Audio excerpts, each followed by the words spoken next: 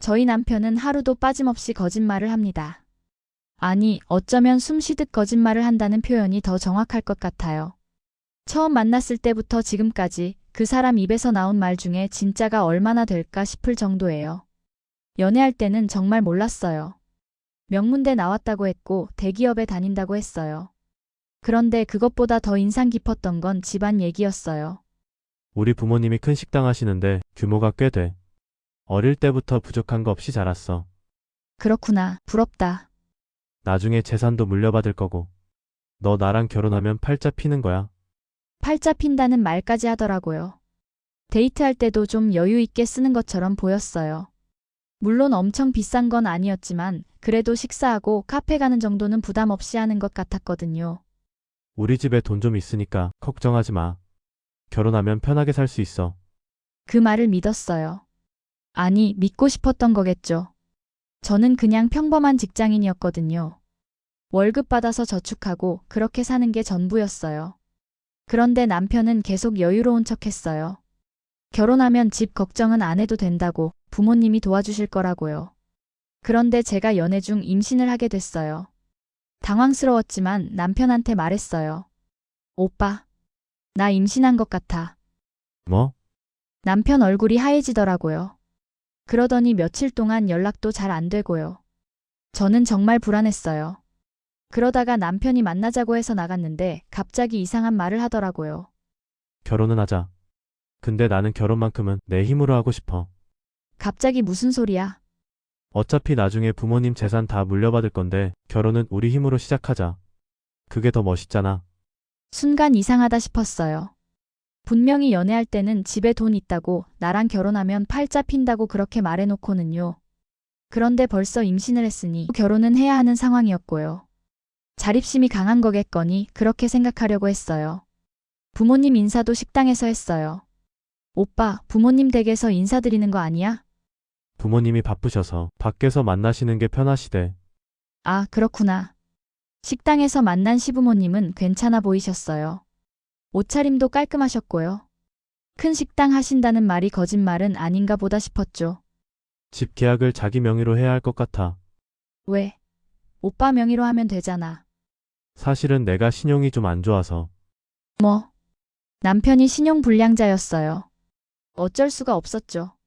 지금 생각하면 이해가 안 갔는데 그땐 임신에다 결혼 준비에다 바빠서 그냥 어물쩍 넘어갔던 것 같아요. 결국 제가 모아둔 돈으로 전세금 마련하고 부족한 건 대출받아서 빌라 투룸을 구했어요. 제 명의로요. 그리고 결혼 후 남편의 거짓말들을 알게 됐어요. 남편이 다니는 회사가 대기업이 아니라 하청업체 계약직이었다는 걸요. 오빠, 계약직이었어? 그것도 하청업체? 1년 계약인데 계속 갱신되거든. 나중에 정규직 전환된다고 했어. 자기가 실망할까봐. 근데 대기업 안에 있는 회사니까 틀린 말은 아니지.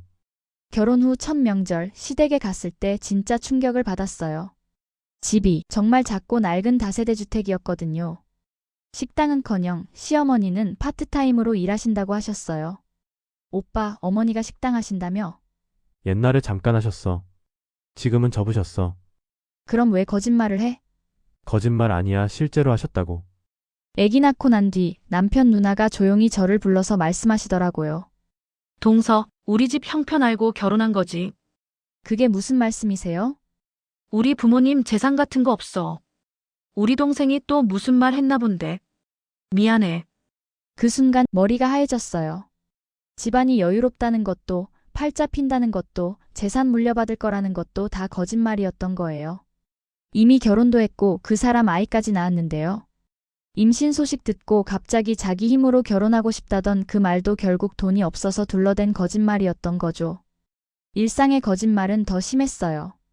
여보, 오늘 점심 뭐 먹었어? 아, 해장국 먹었어. 그런데 카드 내역 문자를 보니 중국집이 찍혀 있는 거예요. 왜 거짓말해? 거짓말 아닌데? 네가 잘못 들은 거 아냐? 분명히 해장국이라고 했잖아. 내가 언제? 나 짜장면 먹었다고 했는데. 자기가 한 말도 기억을 못해요. 처음에는 장난치는 줄 알았어요. 그런데 점점 이상한 생각이 들더라고요. 거짓말할 필요도 없는 사소한 것들도 거짓말을 하거든요. 본인은 거짓말이라고 생각하는 게 아니라 이제 그 망상을 현실이라고 믿어버리는 것 같아요. 자기가 지어낸 이야기를 진짜로 겪은 일처럼 착각하는 거예요. 신혼 초에 남편이 차를 사고 싶다고 했어요. 여보, 차 하나 사자. 작은 아버지가 중고차 상사하시는데 거기서 싸게 살 수 있어. 정말? 그럼 좋겠다. 응, 작은 아버지가 돈도 좀 보태주신대. 절반 정도. 와, 다행이다. 그래서 중고차를 같이 보러 갔어요. 남편이 말한 곳으로요. 차도 괜찮아 보였고 가격도 적당했어요. 제 명의로 할부로 샀죠. 작은 아버지가 돈 도와주신다며? 언제 주신대? 곧 준다고 하셨어. 걱정하지 마. 그런데 2년 반이 지나도록 작은 아버지한테서 돈을 받았다는 말이 없는 거예요. 할부금은 계속 제 통장에서 빠져나가는데요. 이상해서 남편한테 물어봤어요. 오빠, 작은 아버지 돈 준 거 맞아? 할부금 계속 우리가 다 내고 있잖아. 아, 그게. 설마 또 처음부터 거짓말이었어? 나중에 알고 보니 그 사람은 작은 아버지가 아니라 남편이 옛날부터 알던 형이었어요. 친척도 아니고 그냥 아는 사람이었던 거죠. 당연히 찻값을 보태주지도 않았고 애초에 처음부터 다 거짓이었어요. 작은 아버지라고 했잖아. 그냥 아는 형이었어? 가족이나 다름없을 만큼 친하니까 그랬지. 그렇다고 왜 거짓말까지 해? 우리 형편의 차는 천천히 사도 됐잖아.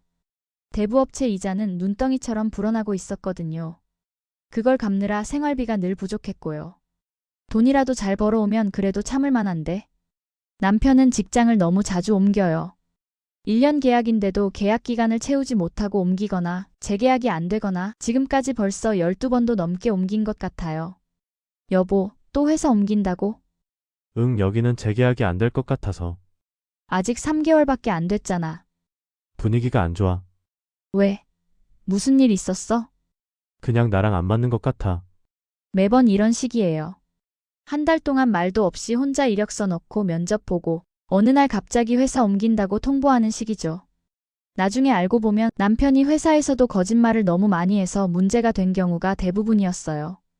어느 날부터 남편이 월급을 안 줬어요. 여보, 생활비 좀. 아, 회사에서 아직 안 줬어. 사정이 안 좋나 봐. 저는 딸아이 키우느라 일을 못하고 있었거든요. 할 수 없이 제가 또 대출을 받았어요. 그런데 남편이 새벽에 핸드폰만 들여다보는 거예요. 오빠, 뭐 해? 친구 주식 봐주는 거야. 이 새벽에? 도와달라고 해서 어쩔 수 없이 해주는 거야. 나중에 알고 보니 월급을 다 주식에 쏟아붓고 있었어요. 회사에서 월급을 안 준 게 아니라 받자마자 주식 계좌로 넣고 저한테는 못 받았다고 거짓말한 거예요. 월급을 다 주식에 넣었어? 이거 오르면 빚 다 갚을 수 있어.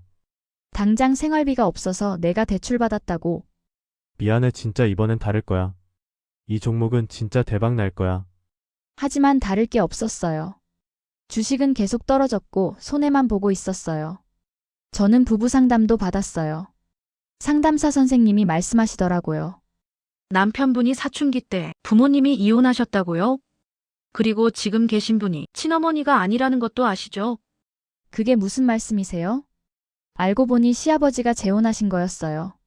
친어머니는 남편분이 중학생 때 집을 나가셨고요.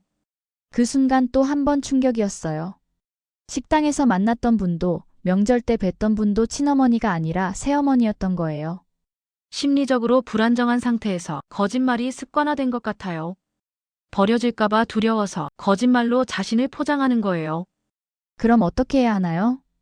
본인이 바꿀 의지가 없으면 사실 변하기 어려워요. 거짓말이 이미 생활화되어 있고 본인도 그게 거짓말인지 모르는 경우도 많거든요. 이해가 됐어요. 이 사람이 왜 이렇게 거짓말을 달고 사는지. 오빠, 왜 그런 거짓말을 해? 너가 나를 떠날까 봐. 내 진짜 모습 알면 너도 엄마처럼 날 버리고 갈 것 같아서. 하지만 이해한다고 해서 쉬운 건 아니었어요. 최근에 불교 공부를 시작했어요. 누군가를 이해하고 포용하는 법을 배우고 싶어서요. 그래, 이 사람도 힘들었겠구나. 어린 나이에 엄마가 떠나고 가난한 집에서 자라면서 열등감에 시달렸겠구나. 하지만 쉽지가 않아요. 아침에 나가는 남편을 보면서도 정말 회사에 가는 건지 의심하게 돼요. 오늘 뭐 했냐고 물어보고 싶은데 어차피 거짓말할 거라는 걸 아니까 입이 안 떨어져요. 엄마 왜 울어? 엄마 안 울어. 눈에 뭐 들어갔나 봐. 아빠한테 화났어? 아니야, 엄마 괜찮아.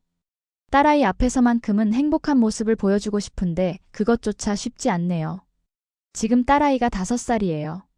제가 일을 못하니까 집 대출이며 차 할부며 대부업체 빚까지 이자만 불어나요. 남편이 벌어오는 돈으로 간신히 이자 갚고 생활비 쓰고 그렇게 버티는 거예요. 이혼을 생각 안 해본 건 아니에요. 수도 없이 생각했어요.